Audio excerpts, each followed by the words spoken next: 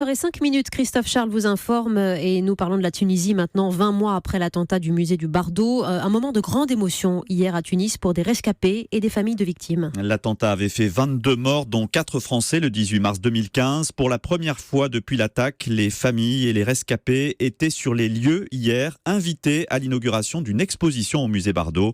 Reportage de l'envoyé spécial d'Europe 1 à Tunis, Guillaume Bier. À peine arrivés au musée du Bardo, les familles fondent en larmes. À l'intérieur, il reste encore des impacts de balles. Venu en personne, le président tunisien rencontre les victimes. Ici, vous avez Anne-Sophie Tinois qui a perdu son père ici. Ouais, malheureusement. C'est la vie d'abord. C'est la vie, un fatalisme sans condoléances, choquant pour Anne-Sophie Tinois. C'est douloureux. Je ne demande pas la pitié, mais pas au moins qu'on me dise écoute, il est mort, c'est la vie. Ça, c'est un petit peu difficile à entendre. À l'étage du musée, Serge Maillet, rescapé de l'attentat, lui revient pour la première fois dans cette salle où il a vécu 2 heures d'angoisse. Oui, je me revois par terre. J'étais toujours par ici. En plus, comme vous avez remarqué, c'est que du bois. Donc ils seraient tirés à travers le bois, ça nous atteignait de suite. On pense qu'ils sont venus, la pièce juste à côté de la nôtre.